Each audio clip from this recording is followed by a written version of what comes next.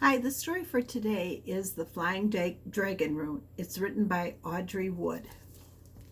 It all happened because of the Flying Dragon Room, or so they say, though Patrick didn't know that at first. It was summer, and Patrick's mother and father had hired Mrs. Jenkins to help them paint the house.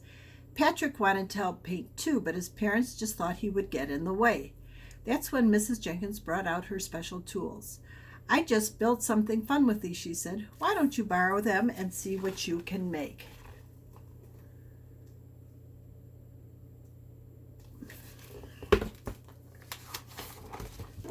All that week while the house was being painted, Patrick worked in the backyard with Mrs. Jenkins' special tools. On Saturday, he invited everyone, including baby Sarah, over to see his new place. Get ready for the backyard surprise of your life, he said. Mrs. Jenkins gets to push the invisible button. Mrs. Jenkins did. A door in the ground opened slowly.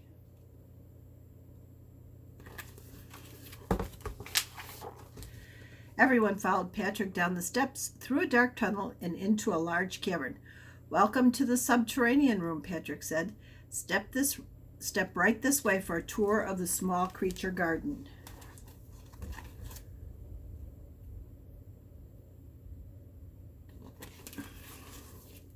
If you look carefully in that picture, you'll see the small creatures. Egads, Mother exclaimed. What are those creepy crawly things? Don't worry, Mom, Patrick said as he handed her one. They wouldn't hurt a flea. Where does that go, Father asked, pointing to a strange ladder. To get to the next room, Patrick explained, we must climb the zigzaggedy ladder.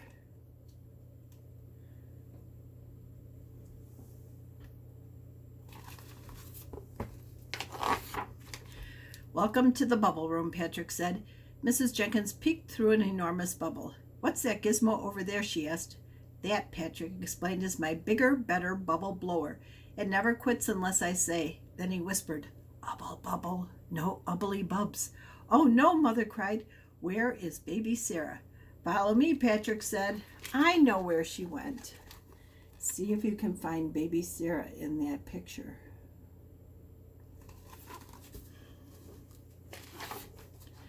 Welcome to the food room, he said. There's plenty for all. Help yourself. The hungry travelers gathered treats of every kind, then sat down to eat. See how many different kinds of food you can see in that picture.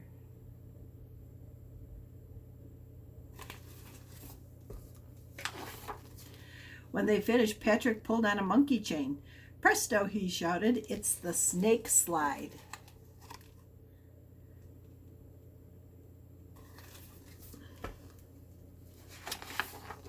Welcome to the jumping room, Patrick cried. Jump up and down, scream all you want. That's what you do in the jumping room. Whoopee, Mrs. Jenkins shouted as she did a backflip. With a twist, Father tried belly scoops. Mom pretended she could fly, and baby Sarah jumped clear out of sight.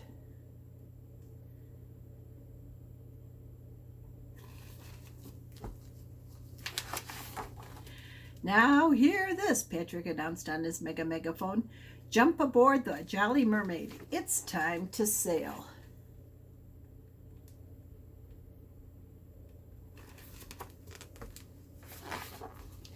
Grasping the wheel, Patrick steered the Jolly Mermaid through the dark waters. Oh no, Mother cried. What's that? Frothing water began to swirl around the boat. Fire and vapor shot up from the salty depths. It looks like we're in for a rough crossing, Mrs. Jenkins said. Emergency, Patrick shouted. Hang on for dear life. The underwater fire lizard is surfacing.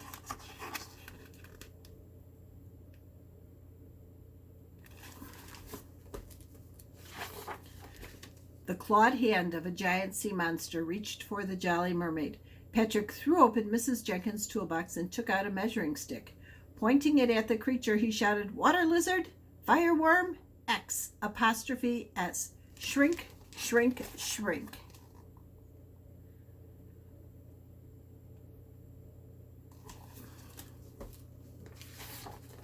As the shrinking sea monster tumbled through the air, Patrick reached out and caught it.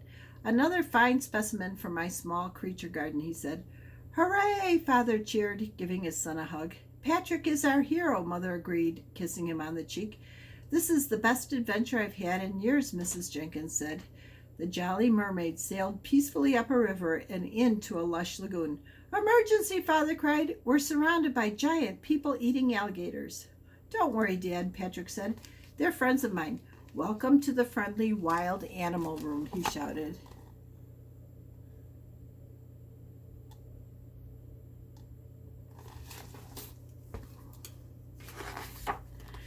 All the friendly wild animals gathered around.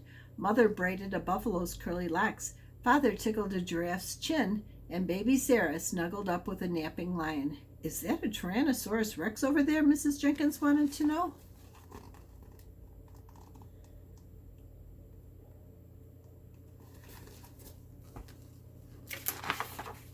"Yep," Patrick said. "Give her some carrots, Mrs. Jenkins. She likes them." "Why, she's just as tame as a kitten," Mrs. Jenkins said. "I like your place, Patrick." "There's no place like my place," he agreed. "Perhaps," Mrs. Jenkins said with a wink, "but you haven't seen my place yet." "Your place?" Patrick exclaimed.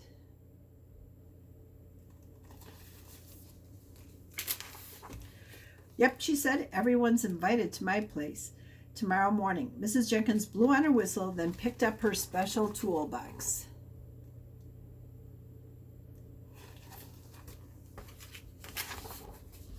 "Don't be late," she called. "The tour begins at 10 o'clock in my flying dragon room." And it did, or so they say. And that is the end. Have a great week.